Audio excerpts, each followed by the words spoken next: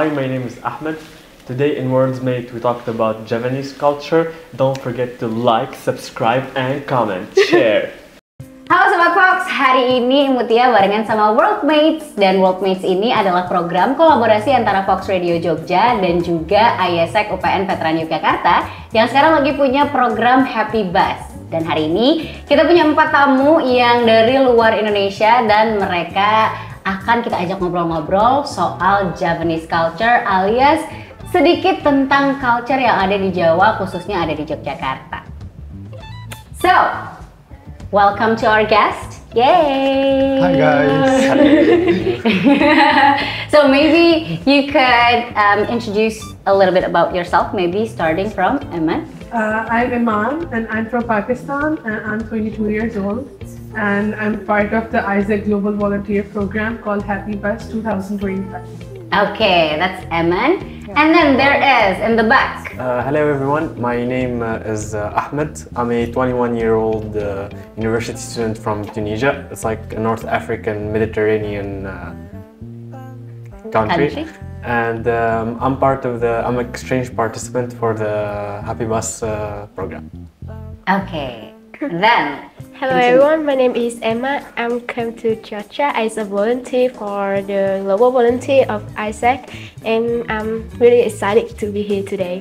Okay, and then the last one. Hi guys. My name is Michael. I also come from Vietnam, and I'm in the same team with them as the volunteer. Okay. Yeah. So maybe before we go into the Javanese culture, maybe we want to talk about a little bit about why did you decided to volunteer and also why in Indonesia it is a sprung of the moment thing, or is it like a target you want to go to Indonesia, or how was it?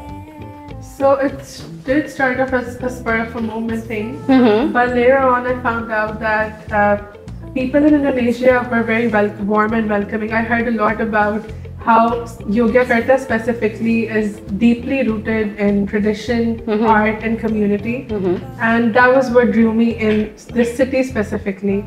So I wanted to get out of my comfort zone, experience something different, and the reason why I wanted to volunteer was because I did not want a typical tourist experience. I wanted to actually learn how to live like a local in Jogja, talk to those people, learn more about their custom and their cultures. So that's the reason why I chose to volunteer and also in Indonesia. Okay, but specifically Jogja, you also chose that? I specifically chose Jogja. I see. Any one of you also specifically choose Jogja? Yeah? Or Not just... really. Yeah, Just not really, Indonesia. Okay, so why is it Indonesia then? Like the local part of Tunisia, like the ISAC, came to our university and they were like talking about the programs. They said you can go to Turkey, Egypt, Morocco, Romania. They said Indonesia, and I was like, whoa, Indonesia, I want to go. Because I've always known about the culture, the scenery, the Oh, really? rich nations. Yeah, it was in my top 5 favorite places to in my checklist. On your bucket list, Bucket right? list, yeah. So, where did you find the information about Indonesia first? It was mostly because of Southeastern Asian culture. So I've always looked into, because I've always been fascinated about the customs and the traditions and everything like that. Yeah. Oh, so is there any other Southeast Asian countries in your bucket list? Maybe Thailand. Thailand. Yeah. That's actually not far from here. Yeah. Of course. But yeah, you can go there before you go back to Tunisia. So because it's cheaper from here and everything. Yeah, but Right? But the problem is money.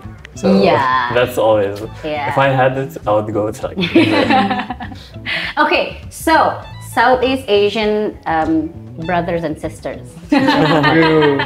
So why do you choose to go to Indonesia, not another far away different country? Why Indonesia? Me or Yeah. Okay, Whichever. so for me, I always want to go travel the world, explore the culture and stuff. And my friends, I had a friend who works in ISAC. So she told me that in this summer vacation, after the semester, we have 2 programs, either go to Nepal or Indonesia. And I thought, yeah, that's cool. I'm gonna go because I really like to explore the world and stuff like that, you know. And then she told me like Nepal is like a little bit more expensive. Like Yeah. Indonesian it is, and yeah, like It's closest. it's closer. And like Uh-huh. I think like because we are Southeast Asians, you know, and we might share like a lot of things in common, but there's still like some differences that I noticed when I come to Indonesian. And yeah, I'm really happy about that. What do you think is the same?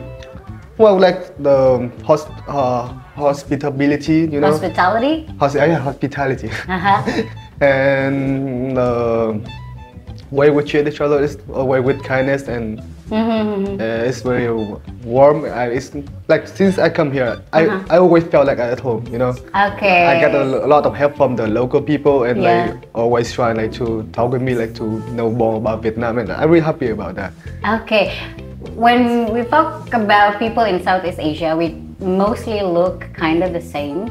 So, do you ever have like an interaction where people think you're a local? Always. Yeah, right? Always, like always come up with me and say something in Indonesian. I always say, no, I don't speak Indonesian. It's So that happens a lot. That happens a lot. Like even with a kid in school, like we going to teach like kindergarten children English, and they always look at me and they always like really want to talk to me and like speak something Indonesian. And like, no, I don't understand. Like I really want to talk with him, but like I do not know the language. So yeah, Yeah. but yeah, I got mistaken a lot. Yeah. So Emma, what about you?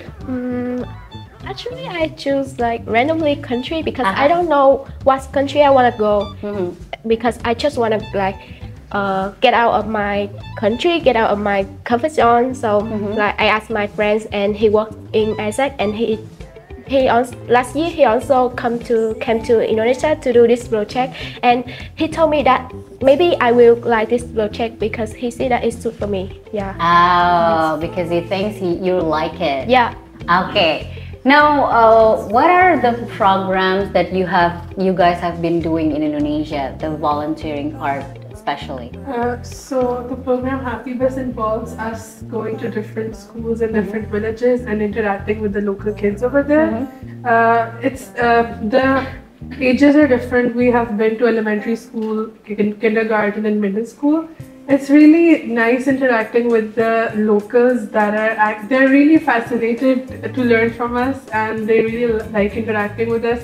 We usually just teach them nursery rhymes, basic English phrases, basic English body parts, so like things that they can actually grasp but also learn from them as well. Like we've done the Membatik workshop, and we've also made things out of garbage, like we made plastic pots and planters. Recycling. Yeah, so it was really nice, and it has been really fun so far. Okay. Yeah. So Ahmad, what the do you think? activities are mostly like to spread awareness about the SDGs and the United Nations goals. That's like mainly the part that we work at, and with the kids too. Okay. So Michael, what is it that is most interesting in the volunteering part of the journey? Yeah, I think like the most interesting part with the volunteer programs, like I feel like we actually like leave an impact on the children here. You know, like that's what the whole program about, like education and leave an impact for the younger generation. And I feel pretty good doing this kind of thing. You know.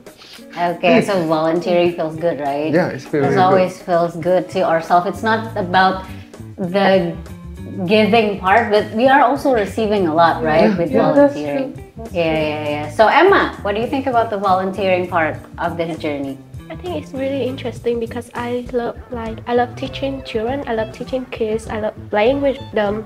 So like it's really exciting for me. Okay, now we're going to go to the part where we talk about Javanese culture. So, Javanese culture is one of Indonesian culture, of course, from the very, very diverse culture in Indonesia. But in Javanese culture, we have, and I believe in most Asian countries too, because we're all from Asia, right? Middle Eastern Asia. It's not Middle Eastern, it's North Africa. Yeah. People always Right, it's part of. no, it's not. It's North Africa. The Middle East is part of Asia. Okay, it's North African. Okay, so yeah. We're gonna cut to that part, okay, later. But okay, so as in a lot of other, in most countries, I believe there are a culture of respecting the elderly, right? It's a common feature in every culture, right? So in Indonesia, in Java especially, in Yogyakarta especially, we have some culture and tradition to actually respect the elderly in some ways. One of the first way we always do is when we walk in front of like older people, we kind of hunch a little bit. So it's like this. So it's like that. So there's a physical component to it when we walk in front of people that are older than us, especially like seniors and stuff like that. Is there anything close to that in your countries? Actually, I would say just the physical gestures are more like kissing their hands. Yeah, or maybe like just giving them the way. But in Pakistan, our greetings are more like visible expressions and honorifics.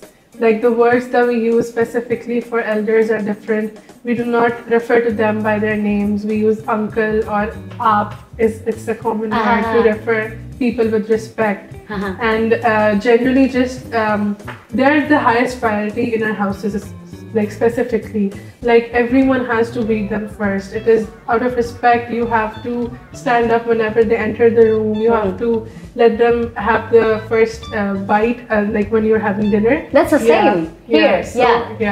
So it's a very important part of our culture, at least. Okay, it's in Pakistan. What about other countries? Like in Tunisia, it's mostly due to Islam because we've always like gotten the part where respecting the elders is really important. It's like greeting them and everything, like the small gestures. We also always call elder people like Baba or Mama, which is like Abi or Ummi. We don't have honorifics. Okay. But like you call them like father and like mom and dad, like even like to strangers on the street. You say like Ahla Baba or something like that. And also for the gestures, whenever you meet them, like there's the slight like bow thing. Whenever like you like greet them, shake their hands, or like we always kiss the forehead.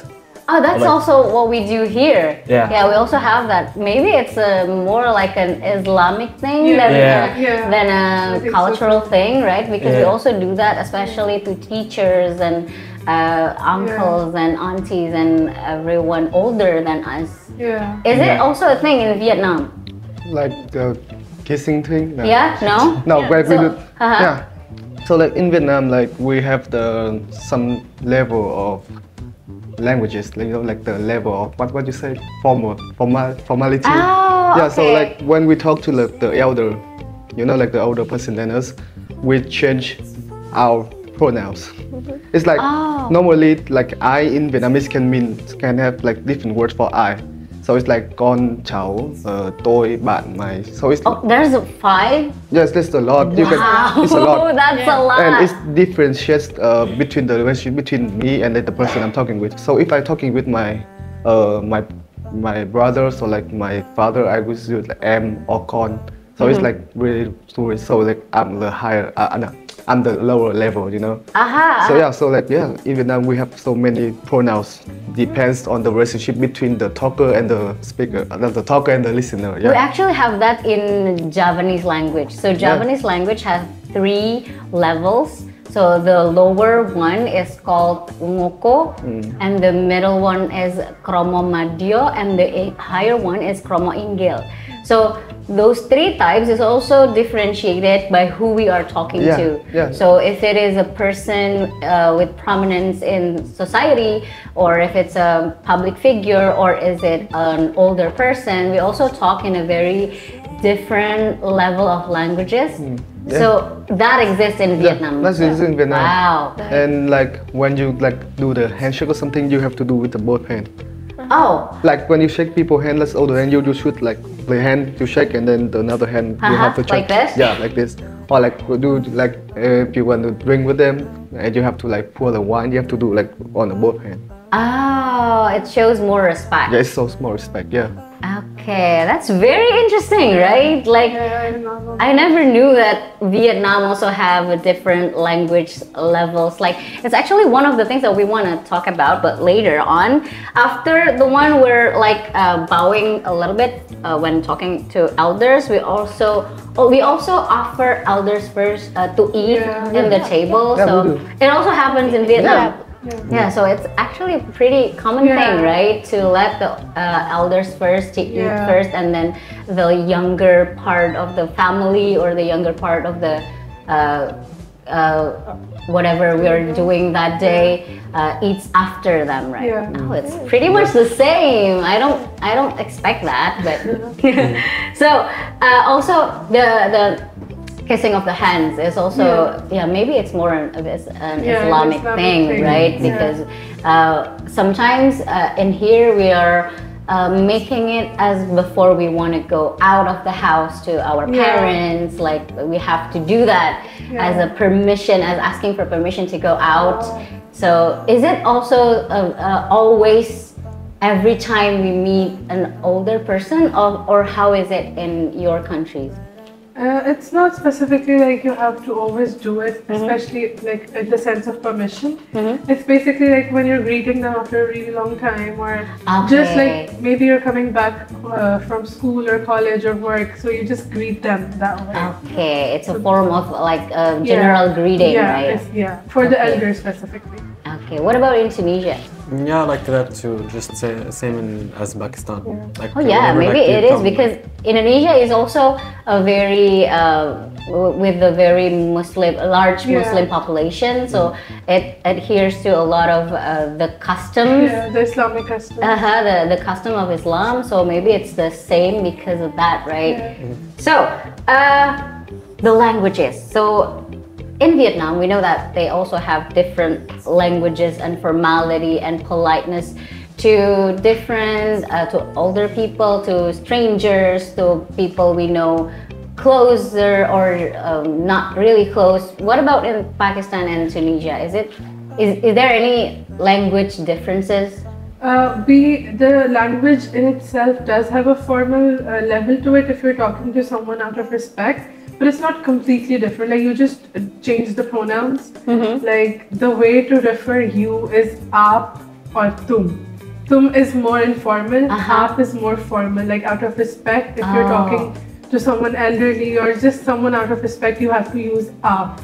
Okay. So like you don't refer to them informally. That's considered rude and disrespectful. But the words are the same. The other words. the other words are almost the same. It's just the way that you refer to them has to be a little more formal and more respectful. But it's not like we don't have completely different levels. Oh, At least in Urdu, because Pakistan also has a lot of different languages. So in Indonesia, in Bahasa Indonesia, actually we also have that formal and informal talk. Yeah. But in Javanese language, those levels are actually reserved for like how close are we? Yeah, that too, that too, right? yeah. But the difference is they have totally different word that doesn't actually really link to each other. So it's a we need to like learn a lot of vocabs to actually talk the language. So mostly people like me who's not really fluent in the highest order of language. So I mostly speak in Bahasa Indonesia because I don't want to get it wrong. So yeah, Understandable. not all of us actually know how to speak the highest level of the language itself because it's so much vocab. So if we are afraid to get it wrong, we usually use Bahasa Indonesia. Are the elders familiar with the highest level of language? Yeah. They usually know it. It's kind of sad that a lot of younger generation doesn't really understand that highest level. But a lot of people still actually learn and speak it. Yes. Yeah. What about in Tunisia? Like in Tunisia, it's because Tunisian as a dialect, it's not really a language. It's like a mixture. In Tunisian, we just mix Arabic and like we shorten their forms. For example, if you say Sabah al khair, which is like in Arabic, good morning. In Tunisian, it's Sabah khair.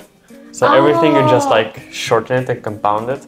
That's why it's like there's no actual like honorifics when it comes to like talking to elders and being respectful. It's just like the way that you talk and the adjectives and vocab that you choose is like more respectful per se, but there's no actual this is formal. Different words. Yeah, different words. That's how you okay. can like be like respectful. So Tunisian is using Arabics, right? Like Arabics, or is it a different dialect of Arabics? So there's one Arabic. Uh-huh. And in every country, like Tunisia, Algeria, Morocco, they each have their own dialect. Let's say, like just here in like Indonesia, they have like Javanese, Sumatran, and all the different But parts. it's a different language, not only a dialect. Kind of, yeah, you can say that. It's like it doesn't. You can't say it's not actually a language. You can't say Okay. Tunisian is a language. It's more like a dialect. Oh, I see. But in general form of like popular culture, what kind of dialect is used? Tunisian, yeah, because like Tunisian is just like in our daily lives. Okay. Like the older generations use Tunisian and French at the Okay. same time because we're colonized by the French before, and then the newer generation talk less French and more English. Oh. So it's like Tunisian turned into this thing where if you go on the street, you just hear Tunisians speaking like A mix of languages. Yeah, Arabic, Tunisian, French, English all at the same time. So you're fluent in all that? Yeah. Arabic, French? Pretty and- much. Pretty much? Yeah, because like English because of social media and like the impact of TV and radio and everything, and Tunisian too.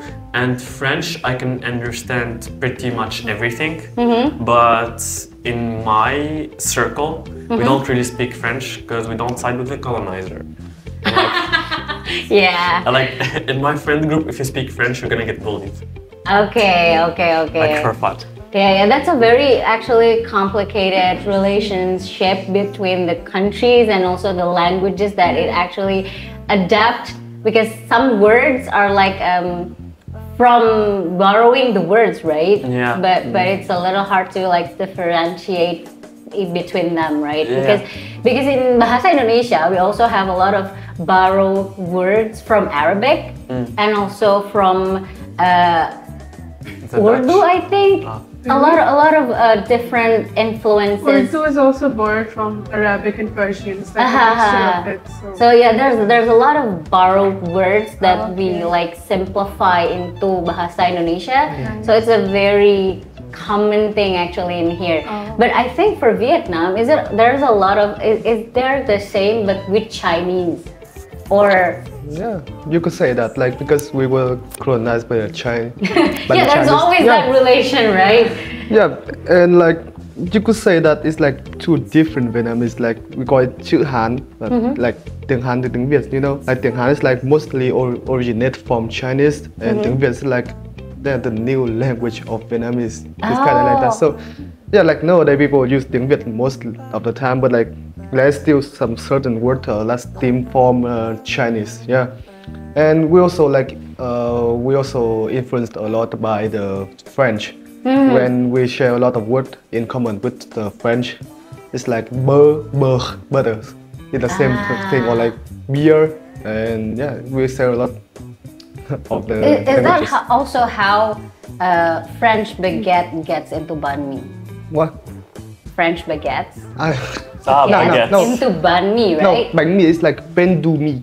Pain du mì is Pain du baguette is like another kind of bread, but like So it's a different bread. yeah, it's like bánh mì is like this smaller bread, and French call that pain du mì, and we call it bánh mì. Yeah, it's like that. Yeah, It's also a process of like making it your own, right?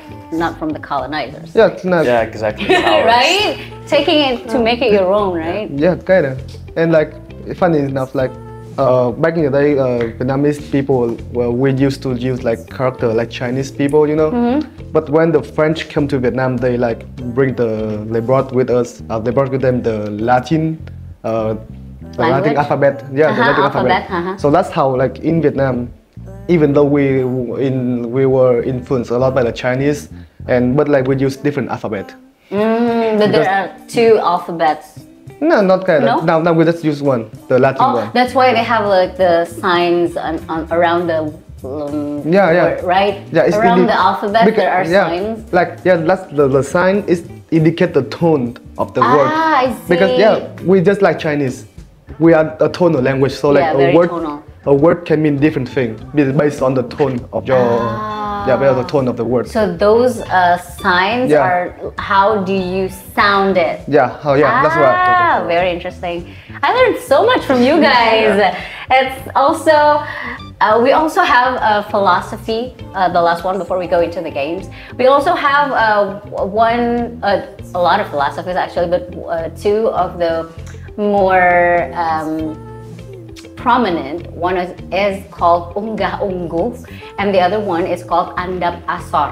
Unggah Ungguh means how we like being polite. So actually Javanese is very big on being polite to other people. Like Javanese are so big in not wanting to offend other people. So there's like a very, very big, we make it very bold that we don't want to offend other people. So it is how we show ourselves that we're respecting others. Maybe that's what foreigners take it as the hospitality, because there's something that we don't want to offend you. Like we're almost saying sorry before we do anything wrong. So there's like Unggah Ungguh, so respecting the elders, respecting other people and stuff like that. And also there's the Andap Asor, is how we are uplifting others. Like we put ourselves in the lowest position so we can uplift other people, so they become like higher in society than us, like that kind of philosophy. Do you have that kind of prominent philosophy in your countries? I won't say that we have specific philosophies, but the practices are more or less the same. But I've noticed the difference between Javanese culture and of respect in Pakistan is it's a little more subtle and softer over here, but in Pakistan it's more like strong expressions and loud greetings. Bold. Yeah, it's very bold. For instance, if we have guests at our house, we go out of our way to make them feel more welcome. Like they have to feel like they're the most important people. Yeah, in that exactly. room. And like we insist them to stay longer. We insist them to eat. It's like a whole feast that we prepare for them. So that is, I feel like over here it's more softer, but in Pakistan it's more bold. Both the cultures have a lot of respect for elders and for people generally, but it's the way of expression that's different. The way of expressing it, right? Yeah, that's different. But in Pakistan, I'm very curious, because in Indonesia, when there's a guest coming to our house, we make it a whole feast and everything. But when the guest actually like praise your food or things, Indonesian would be like, no, I just make it in a rush, like stuff like that. Yeah. Does that happen too? Yeah, it happens a lot. Like, they're asking you not to do so much, and they're like, "Oh, it's okay. It's just nothing. over It's here." nothing, right? Yeah, we just made it in like 5 minutes. That's all. Yeah, but you cook it into 2 days, it's right? like days of preparation for Yeah, them. You yeah. have to make them feel at home. You have to make them feel like they're not disturbing you at all. So they're basically the most important and the most cherished people at that time. So. Okay, what about in other Yeah, countries? like same here in Tunisia. I think it's mostly because of Islam again. Again, Because, like, yeah. Because there's like something called takrim al-dhaif. Okay, what is that? It's like the guests, when you have them over, you have to like make them feel the same way, like they're important, and like the accommodation is really important. And in my own family, like whenever a guest is coming, my mom is panicking. She's like preparing everything. She wants everything to be perfect, and on time like that. So Okay. it's pretty much the same thing. Like What about in Vietnam? But this time, Emma. Let's hear your precious voice. Come on. What about philosophy that Vietnamese people actually hold so high? Like in Japanese, we hold so high about being polite to people, putting themselves above us and everything like that. What is a philosophy that Vietnamese people hold so strongly? I I think it's the same in Vietnam because we always put ourselves like in a lower level to the others. We usually use some polite words like and yeah when we talk to like the elder people to make them like feel comfortable. Yeah. Yeah. Okay, so is there any like when we talk like in Tunisia or in Pakistan, it's the same when there is a guest coming to our house. It's how we show it. And is there any way of doing that is specific to Vietnam?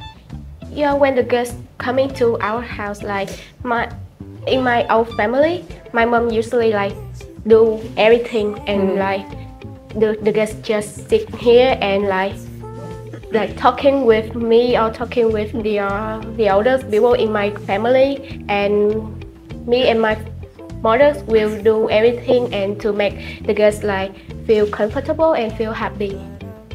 Okay. Now, Michael, before we close it, before we go into the game, so what do you think is the value or the philosophy that Vietnamese people hold so strong? Yeah, I think it's pretty much the same as you guys. And there's one thing that I don't know about you guys, but like the one thing that Vietnamese values the most is family. Yeah. We also like we always put our family on top of everything. Like, everything we do, like since I was a kid or like I was taught like you have to like do good in life, so like after that I can take care of my parents. So it's like a Confucian thing, you know. Yeah. Confucian. Yeah. It's steam from China. So it's a Confucian value. Yeah. That is actually to take care of the family first. Take care of the family first. Yeah. Okay. We're gonna have a game. So in this game, I have 5 words in Javanese, and all of them are actually in the highest level of Javanese. So this is what you say in a very respectful way, right? So these 5 words, I'm gonna show it to you, and then I'm gonna give you a little bit of a clue, and you're gonna guess what it is. First word, are you guys ready? Yeah. So, okay, this is a word about love. Yeah, that's the clue.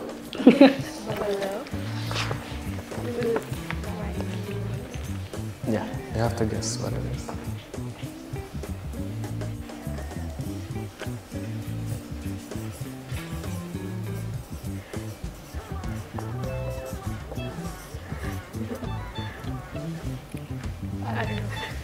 Yeah, that works too.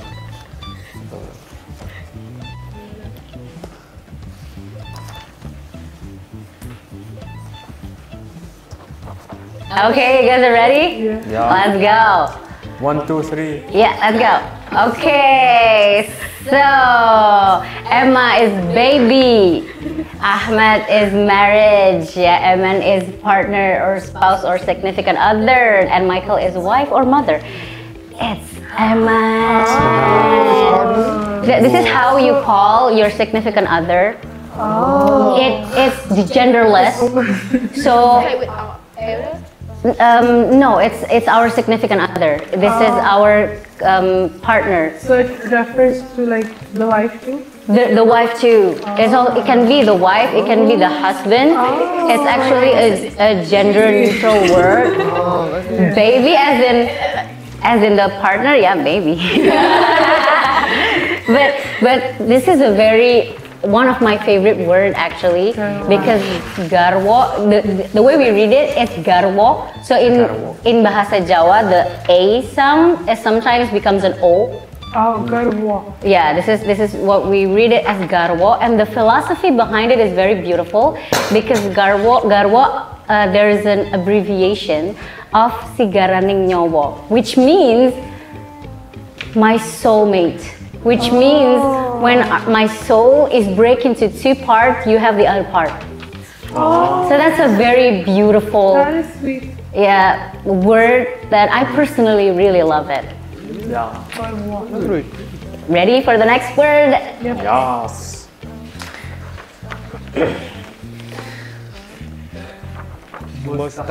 Yeah. What's the clue? Any guess? Maybe it's a borrowed Arabic word. This is Not this like is me. a body part. Ah, This is a body part.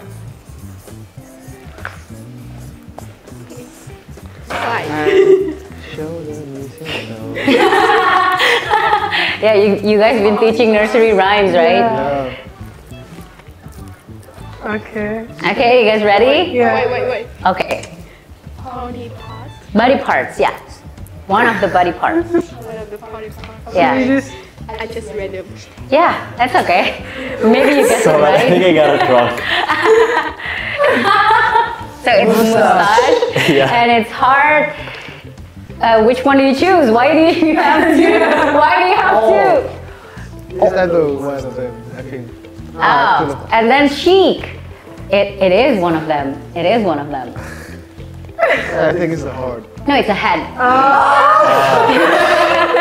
So this is how we call head in Kromo Inggil in Javanese highest level. It's mustoko. Mustache. That sounds ridiculous. A little bit like mustache, yeah, but it's the head. Like- So in the lower level, it's sirah, and the middle level. Sirah, okay. Yeah, and in the it's not surah, but it's No. sirah. Yes. It's sirah, and then in the lower level, I'm not actually gonna say that because it's so it's not a good word. Yeah, but it has nothing to do with Arabic words. Yeah, it has nothing. I said maybe. Something. So that's That was the trick. I said maybe. Okay. You're not lying. I'm maybe. Yeah. Technically, I'm not lying. Let's go to the next word then. Wait.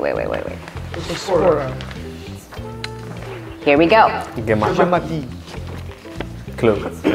This is not a borrowed word. I can assure you this is not a borrowed word, but this is an act.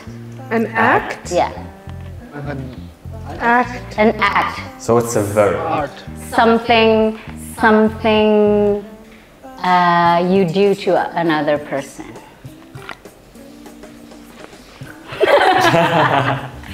Ahmed seems to be thinking so hard. Yeah, that's some random thing. Michael is ready. Yeah, don't think too much, guys. Yeah, don't think too much, guys.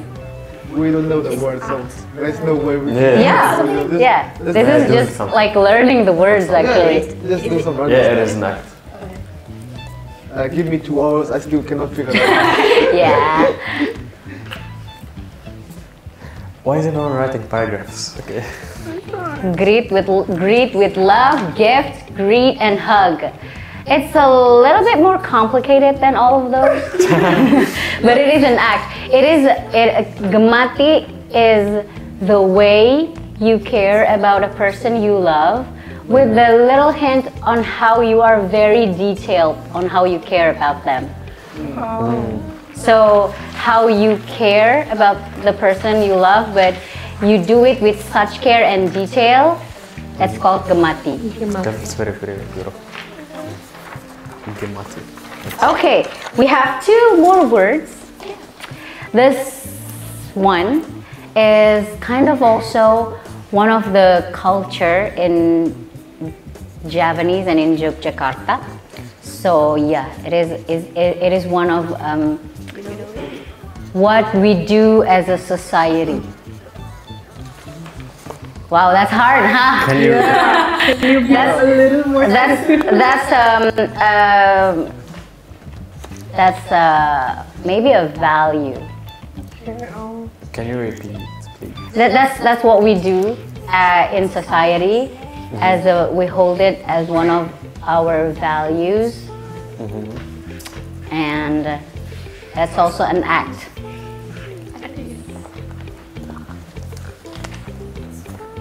Society?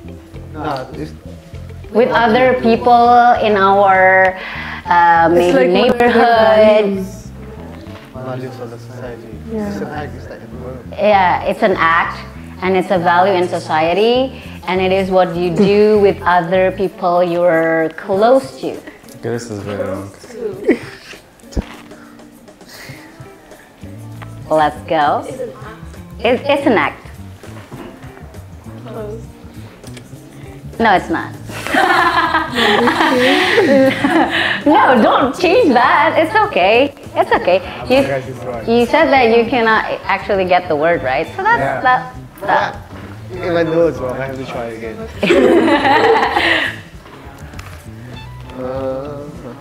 Why is it asking about someone? I don't know. Like always. Oh, asking about someone like how How are A? they doing? Yeah. Oh, okay. Are you gonna change your answer, Michael?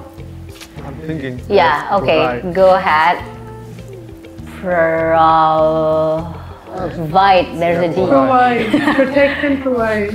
Okay. Okay. So the closest one is actually Ahmed. Really? Because it's not about asking about someone, but the community part. So Indonesian and Japanese especially are people that are close bound to their communities, and in a neighborhood, for example, Serawung is going together, doing anything is Serawung. Is going together, being in a group with your people and talk about stuff or doing any other thing. So basically a sense of community. Yeah, a sense of community. So the closest one is Ahmed. Good job. Yeah, everything is about the community, right? Yeah, that's the same in Tunisia too, because of the respecting your neighbors. It's like they always say that your neighbor is like your brother. Yeah. Yeah. It's an Islamic thing, Yeah. right? That Yeah. was one of the philosophies. Yeah, that is also what is very close to Javanese society, sense of community. Now, last one, and this is the easiest one. I'm not kidding, it's the easiest one, and you might have heard it. Ah, I know it. I forgot. Yeah, you should. You guys, this is easy. This one Just is go. very easy. Michael just like goes on and he knows it. I don't even have to give a clue. You guys know this. I'm gonna guess it because I don't know like, a very answer.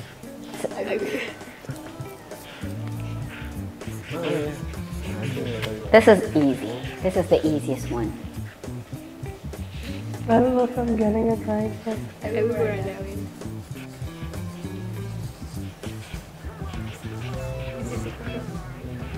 Yeah, it is. Like, yes. Oh yeah, I guessed it. You guys knew this. Why is it taking longer than the other one that you don't know? Terima kasih. Okay. you know the same thing. All of us know the same thing. Yeah. Is it? Yeah, it is. Oh. Thank you. Merci. Thank Thank you. Gracias. And Shukran. You forgot terima kasih. Oh yeah. what is rain? Rain? I thought at first it was rain because matur is like a bar.